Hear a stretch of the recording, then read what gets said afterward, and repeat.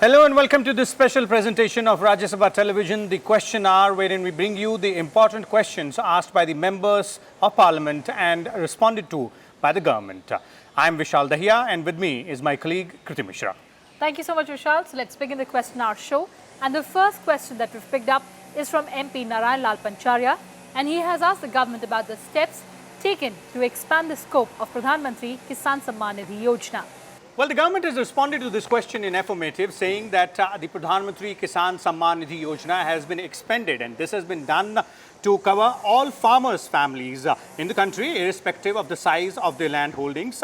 And this will be subject to all other existing exclusion criteria relating to higher income strata. It is expected that an additional 2 crore farmers will be covered after this expansion. The government further says that initially 75,000 crore rupees was allocated for this financial year 2019-2020. But with expansion of the ambit of the scheme, the expected expenditure of the scheme for the financial year 2019-2020 has been revised to 87,217.50 crore rupees, including the administrative charges of 217.50 crore rupees. Well, the next question is to the Ministry of Agriculture, and this one is from member Lal Singh Barodia, who goes on to ask the government whether it is seriously contemplating modernization of technology to double farmers' income. While the government has set the target of doubling farmers' income by the year 2022, it has also constituted an interministerial panel to look into the issues relating to doubling of farmers' income by the year 2022 and also to devise a strategy to achieve this target in real terms. The committee has appreciated the role of digital technology, which can play a transformational role in modernizing and organizing how rural India performs its agricultural activities. The technologies include artificial intelligence, big data analytics, blockchain technology, Internet of Things. The deployment of technology is very important to make schemes of the ministry successful. Major technology interventions include development of Kisan Suvidha mobile application to facilitate dissemination of information to farmers on the critical parameters, including weather, market price, plant protection, input dealers, farm machinery, soil health card, cold storages and godowns, veterinary centers and diagnostic labs. With market information, farmers are better informed about markets to sell produce, prevailing market prices and quantity demanded in the market. Thus, they can make informed decisions to sell produce at the right price at the right time. Moving on to the next question, and this one has been asked by member PL Punya, and he has asked the government whether any study has been conducted on food processing sector and its impact on augmenting farmers' income and generating employment opportunities.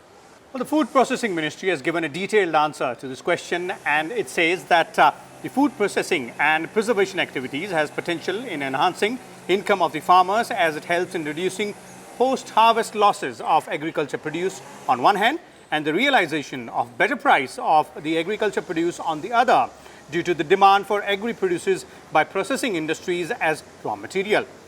The ministry further says that similarly, as per annual survey of industries 2016-2017 among the registered manufacturing sectors, food processing accounts for largest share of employment and therefore it has huge potential for generation of employment.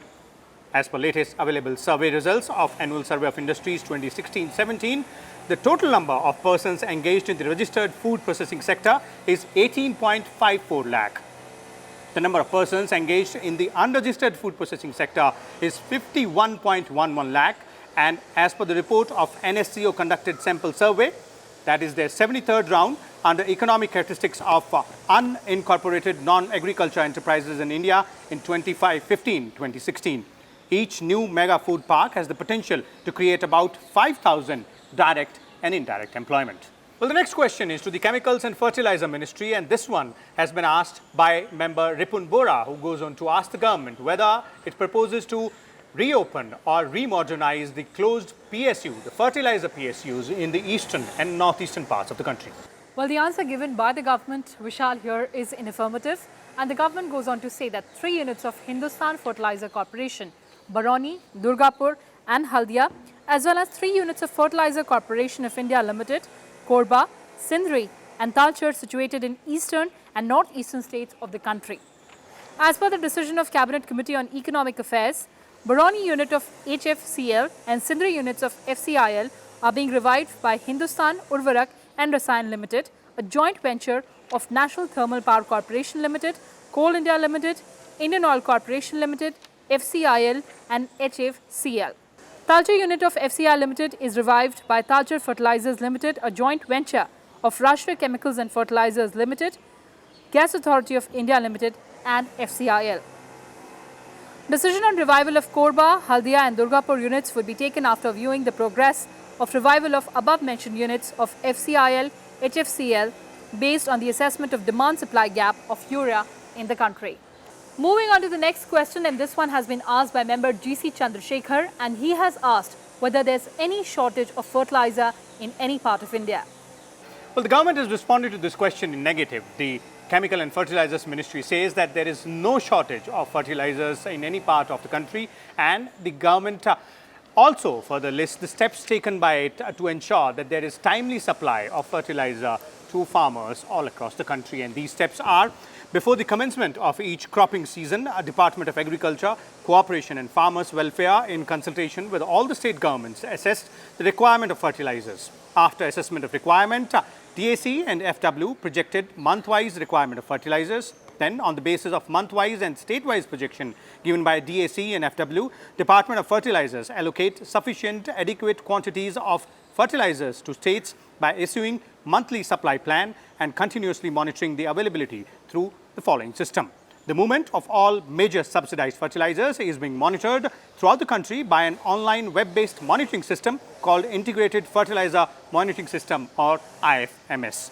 Also, the state governments are regularly advised to coordinate with manufacturers and importers of fertilizers for streamlining the supplies through timely placement of indents for railway rakes through their state institutional agencies like Markfed, etc. Well, the next question is to the Ministry of Railways, and this one comes in from the member Anil Agrawal, who goes on to ask the government about the number of trains in which catering services are being provided to passengers and their zone-wise details. Also, he goes on to ask the government the number of trains which have more than 1,000 kilometer journey distance but do not have any pantry cars. Well, the government goes on to say that catering services are being provided in 1,256 pairs of trains. The government further says that there are 342 pairs of trains having journey distance more than 1,000 kilometers that have no pantry cars. However, catering services in trains with no pantry car are available through train side vending, static catering units at en route stations and e-catering services. Catering Policy 2017 envisages periodical audit of catering services, including quality of food in trains and at stations by railways, IRCTC, through independent third-party agencies. Well, in fact, the member Anil Agrawal, who asked this question to the government, spoke to my colleague Kriti Mishra on the answer given by the government to his question. Let's listen in.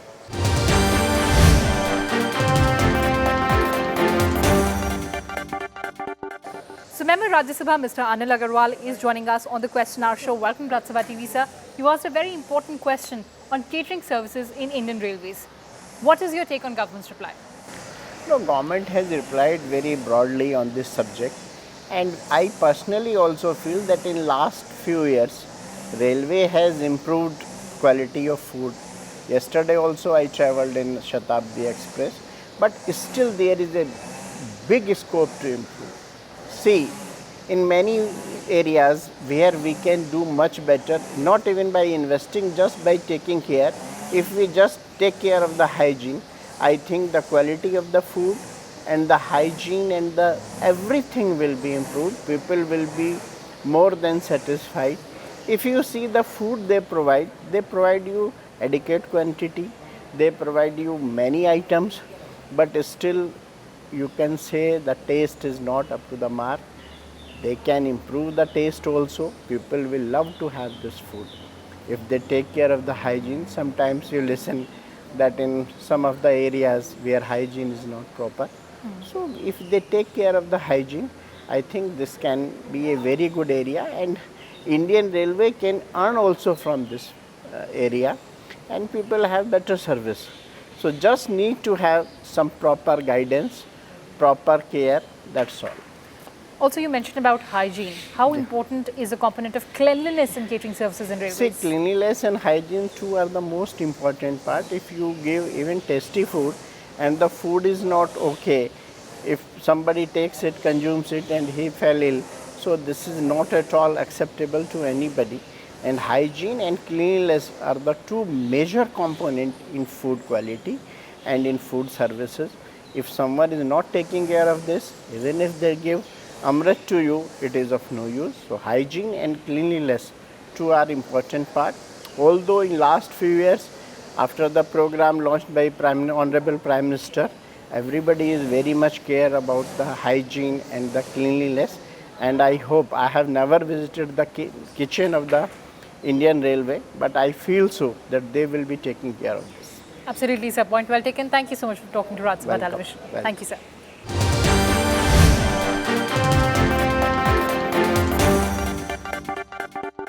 The next question is by member KVP Ramchandrarao, and his question pertains to the Ministry of Panchayati Raj, and he has asked whether it is a fact that there is very low response to preparation of Gram Panchayat development plans under Sabki Yojana Sabka Vikas program.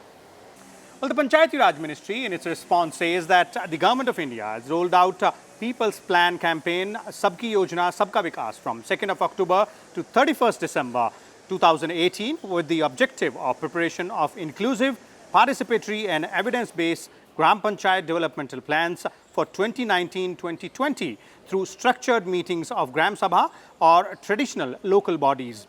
As a part of the campaign, around 2,45,505 out of 2.53 lakh Gram Panchayats and traditional local bodies held such special Gram Panchayats or Gram Sabhas or TLB meetings. So, Kriti, those were some of the important questions and answers which were asked by the members in the upper house and responded to by the government. So that's it, Vishal and I had for you in this edition of Question Hour. Prashnikal with our colleagues Arvind Singh and Kriti Singh on the other side. Stay tuned to Rajya Sabha Television.